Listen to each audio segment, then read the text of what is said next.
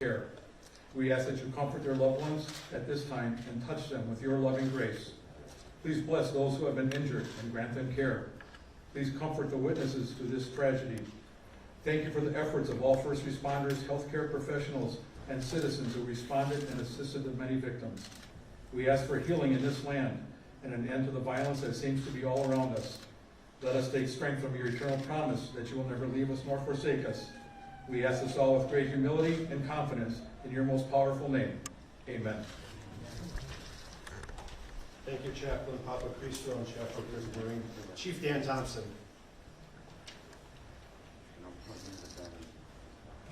I'm just going to recap and provide an update. At 4:39 p.m. on Sunday, November 21st, 2021, a lone subject intentionally drove his maroon SUV through barricades into a crowd of people that was celebrating the Waukesha Christmas parade, which resulted in killing 5 individuals and injuring 48 additional individuals. I just received information that 2 of the 48 are children and they're in critical condition. We have information that the suspect prior to the incident was involved in a domestic disturbance, which was just minutes prior, and the suspect left that scene just prior to our arrival to that domestic disturbance. When the suspect was driving through into the crowd, one officer did discharge his firearm and fired shots at the suspect to stop the threat, but due to the amount of people, had to stop and fire did not fire any other additional shots. The officer is on administrative leave as part of the department protocol. No one was injured as a result of the officer firing his discharging his firearm. The subject was taken into custody a short distance from the scene, and we are confident he acted alone. There is no evidence that this is a terrorist incident. Due to the wind yesterday, there was a power outage downtown Waukesha that further complicate our emergency response. I want to identify the victims that we know of at this time. And I say this with great sorrow. Virginia Sorensen, 79-year-old female. Leanna Owens, 71-year-old female. Tamara Durand, 52-year-old female. Jane Coolidge, 52-year-old female. Wilhelm Hospital, 81-year-old male.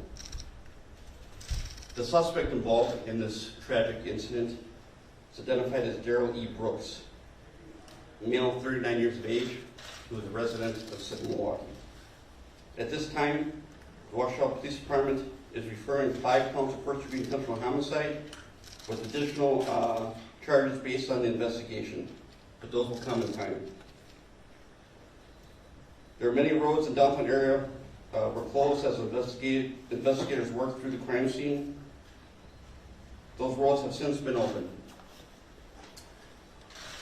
I'll say this, minutes after the incident occurred, I responded to the scene, and what I saw out of chaos and tragedy was heroes. First responders and the community coming together and working together on triaging victims, fire department, working in partnership with the fire department, getting these victims to the hospital. Fire department transported multiple victims.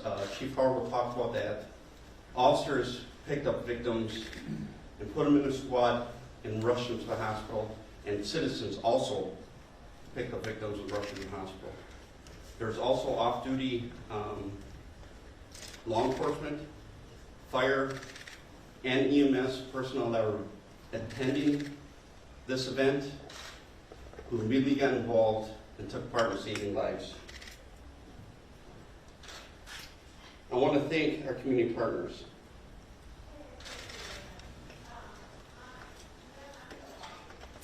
I want to dispel some rumors. There is no pursuit that led up to this incident. This is not a terrorist event. I want to thank our first responder partners. It is a long list, and I apologize, we apologize if I forgot anyone. Waukesha Fire Department. No words can express the partnership that we have with the Waukesha Fire Department and how we work together as one in this incident. Mavis Mutual Aid Box Alarm System, Chief Howard will talk about that. The Suburban Mutual Aid Response Team, which we call SMART, responded, which it includes dozens of local law enforcement agencies, FBI, ATF, the state Division of Criminal Investigations, School District of Waukesha, the Milwaukee Police Department Fusion Center, Wisconsin State Crime Lab, Wisconsin State Patrol. After this press conference, we'll provide a link on our website for any questions regarding witness information. If there's any additional video that a citizen might have, they can look at this link, or any family members or individuals or property. The Waukesha Police Department website is the only source for information. Do not release information from any other source as it has not been vetted and could lead to false information. Thank you. Chief Howard. Thank you, Dan. Before I get started, on behalf of the men and women of the Waukesha Fire Department, I'd like to say our prayers go out to the families and the whole community that was affected by yesterday's tragedy. The City of Waukesha Fire Department responded to a mass casualty incident yesterday afternoon. 26 on-duty personnel responded to the incident from 5 stations. Our closest downtown station was within sight of the parade route. Our units started to spontaneously respond based on radio traffic and dispatch information. We immediately activated our mass casualty protocol and utilized the MAVIS, which is our mutual aid system, mutual box alarm system, to the second level to provide us with additional resources to treat the victims. We received resources from 12 area fire departments. We were also aided greatly by off-duty firefighters and EMS personnel, medical personnel, and just civilian bystanders. They greatly assisted us with their initial treatment and triage of patients. Patients were transported to 6 area hospitals with fire department EMS transporting 22 patients. Law enforcement personnel, bystanders, also transported additional personnel, additional victims to the hospital. At this time, we believe that 48 people were treated at local hospitals, although this number might increase based on information being gathered. Like Chief Thompson, I also had an opportunity, did respond to the incident. Got there just a little bit after the chief did, and based on my observations, very, very overwhelmed by the response of the community to this tragedy. People banded together to do the best they could to deal with this incident.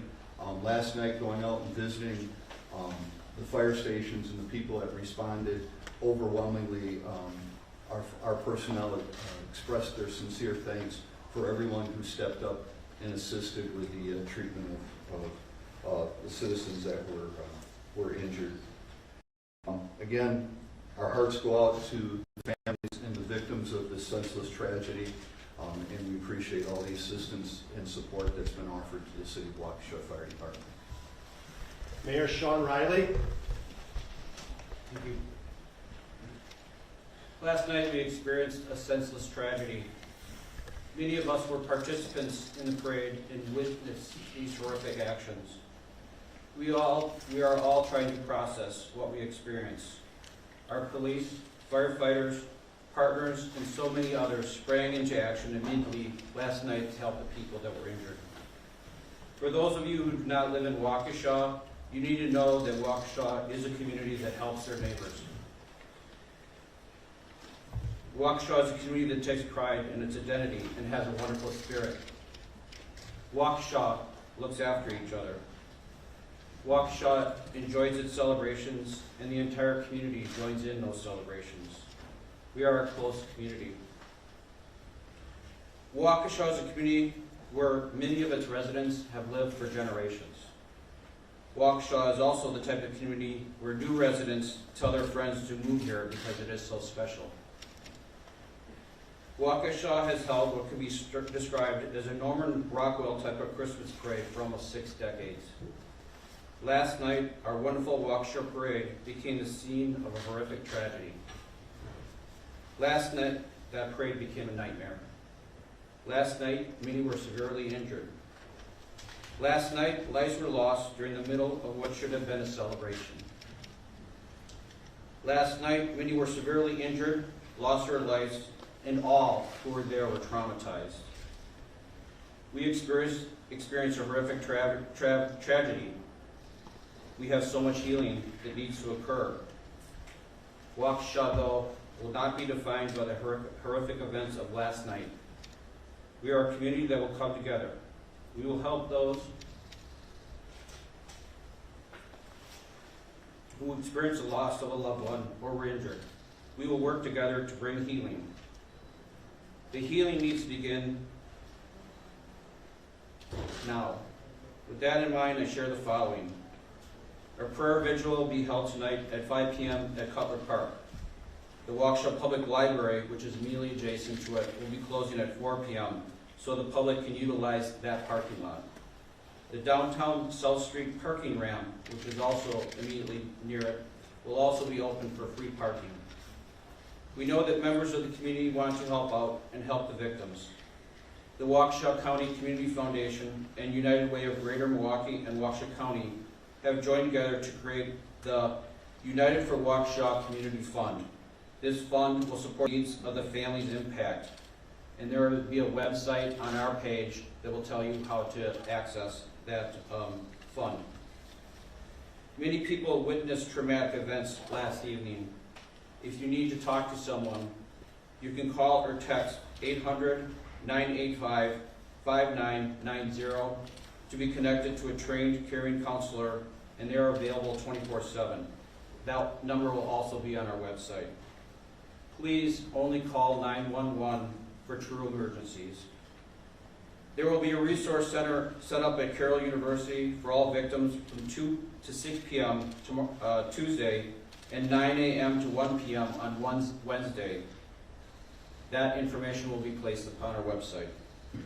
The District Attorney Victim Assistance Program is available for assistance, and an email for that service will be shared on social media.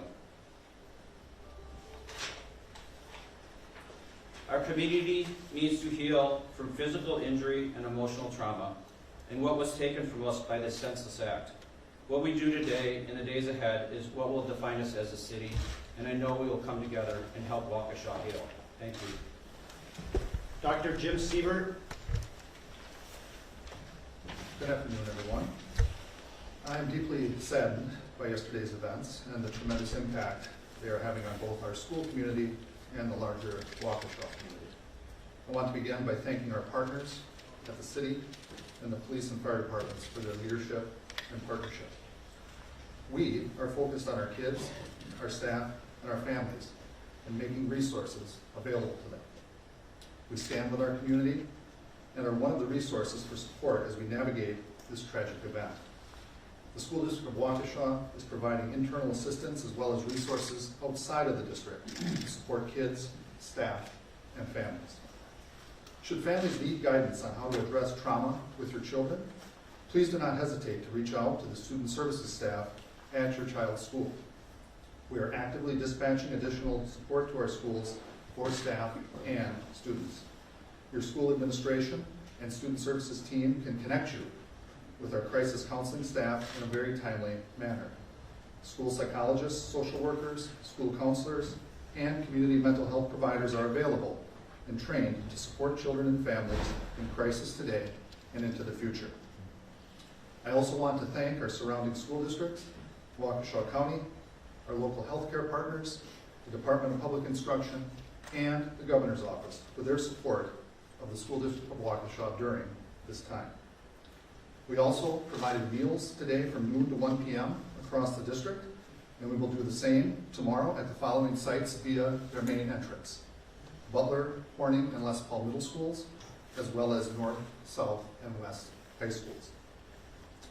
I'm announcing at this time that the School District of Waukesha will again be closed for classes on Tuesday, November 23rd. Our counseling and lunch services will be available to students and staff again tomorrow. The district will resume classes after the Thanksgiving holiday per our school calendar on Monday, November 29th. We ask that you respect the privacy of our students, staff, and families, and that you do not try to introduce students, staff, or families at our school sites. Further information and any additional updates will continue to be available on our district website, and I am deeply sorry that we are here today, and we look forward to healing both as a school community and a larger Waukesha community. Alan Johnson. Good afternoon. I am Vice President of Critical Care and Specialty Services for Pro Healthcare. In my role, I work closely with our emergency department, critical care units, and our mass casualty incident management process.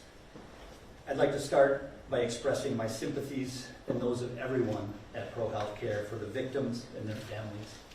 This was truly a tragedy for our entire community.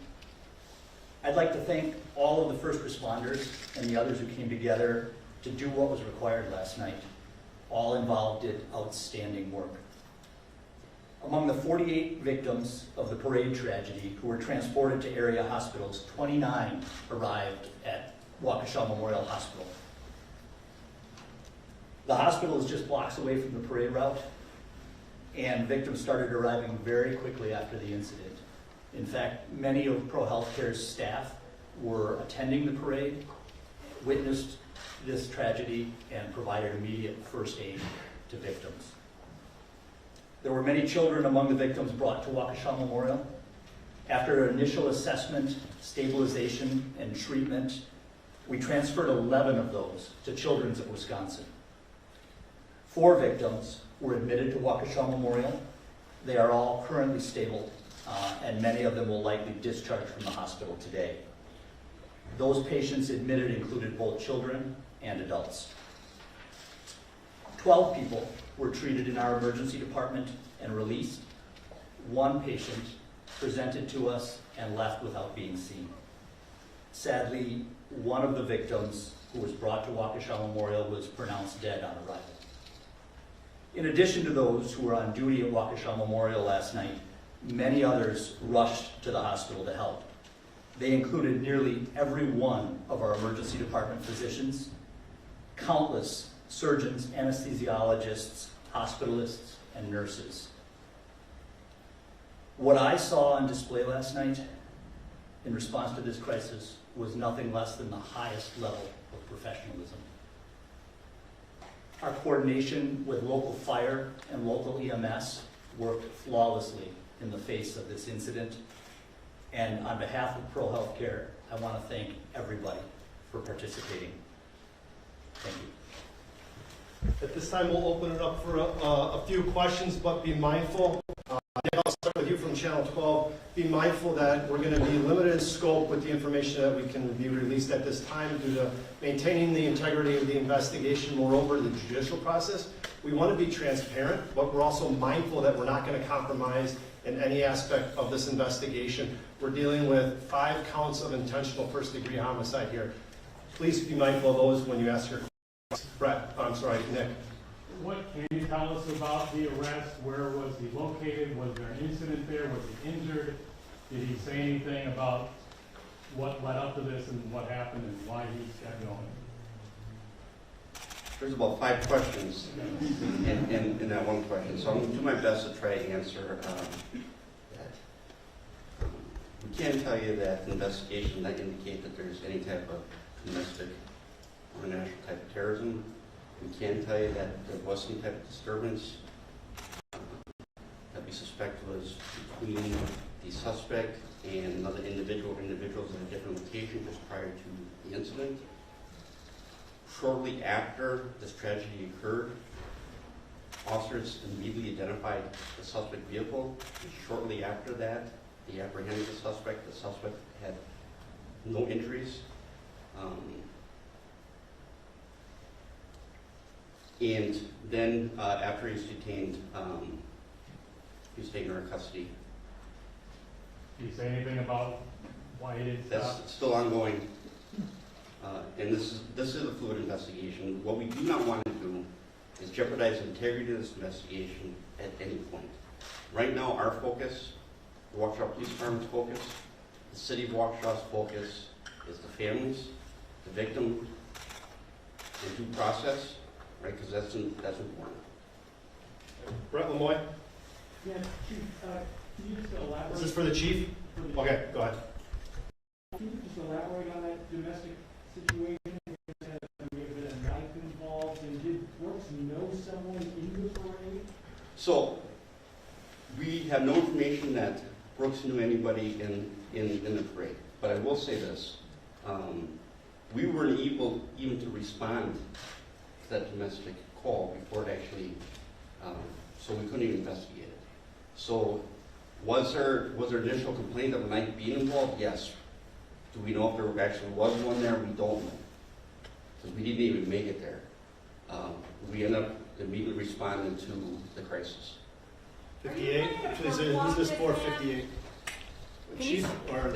There's been a lot of confusion about just how this person got through the parade. I guess questions about barricades and that kind of thing. Is there anything that's come up in your investigation that you could speak to about why that would be, how he actually got through and managed to get into this crowd? I'll tell you this, we actually had a squad and barricades up, and he drove right through the barricades and the officers. When the officer tried to engage and stop the threat, he still continued through the crowd. Chief, what was the distance? We're going with Channel 4 next, mindful of the rules. Chief, we'd really appreciate it if you go back and spell the names of those victims you mentioned earlier, if that's possible, Chief. Give me a moment. Thank you. All right, while we're waiting at 4, I will come back to Nikki from the Freeman. Go ahead. Who is this for? I'm going to meet with the Freeman. I'm wondering if you can share the parade route that the vehicle traveled down and where the vehicle was left. The parade route where the vehicle was in the area of Hartwell and Main Street, and the end of the parade route where the vehicle took off from was like right around Veterans Park, Main and Maple area, Main and Wisconsin Avenue. Okay, back to 4. Are you ready? Yes. Okay. I'm going to repeat the names. And again, I apologize to get emotional about it. Hey, Chief, we're going to put it on the release. I'll put the names out on the press release. We'll post that on the internet so we get all outlets. Yes, state where your agency is from and your name, who you'd like to speak to. Nancy Chen from CBS News. I have a question for Chief Howard. Chief Howard. Chief, what did your first responders see at the parade? Many of them were there to be a part of the parade. What have they said to you? It was just, I guess for lack of better, just carnage, likening it to a war zone. There were adults, children that were injured. Some of our first responders were there with their families. They left their families to treat people, helped with incident command, helped transport, along with many other medical personnel and people that were there. But I guess what stands out in my mind from our conversations is we have people with military backgrounds and likened it to a war zone. I'll get 2 more questions. I'll go back right there. Gentlemen, your hand up, your agency, and who would you like to question to? ABC News, Chief Thompson, please. Okay. Chief, can you tell us anything about this suspect's previous record, allegations that he may have tried to run over his girlfriend in the past or some other person? Anything you know about him? Our focus right now is this incident. This tragic incident is what we're focused on, and the families and victims of this incident. Chief Thompson, Adrian Broadus here from CNN. Go ahead. For state, who would you like to speak to? Chief Thompson or Chief Howard? Okay. Adrian Broadus from CNN. Okay. Talk to us about those families who are grieving that you know. What memories do you have with them? I'll talk about the incident itself and being there and seeing. I'll give you one as I'm watching officers and fire personnel triaging and taking victims, putting them in ambulances and putting them in squad cars, I have a nurse who walks up to me and says, "My mother was injured. Can we get her help?"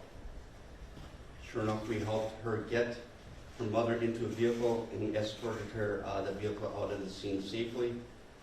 This is for the family. I want to ask you to respect the family. This is a very tragic incident, and again, it's still fluid, so and ongoing. Chief Thompson? We're gonna stop the questions right there. Like I said earlier, we will put a new press release out here shortly, probably within the next 60 minutes. It's gonna identify the links. It's gonna identify some of the phone numbers that people can reach out to. At this time, we do not have a follow-up press conference at this time. Everything will be done via press releases. If there is a press conference, we will give everybody, all of our affiliates, ample amount of time to come back to the City Hall. Thank you very much. Sir, just so we're accurate on air, ages 52 to 81, ages of the victims 52 to 81? Yes, and I will, we'll put their names out here shortly. Yes, sorry, apologies. One quick question, do we have any idea of the distance between where the call was made and when they entered the parade ground? I told that to Nick. Hey, this is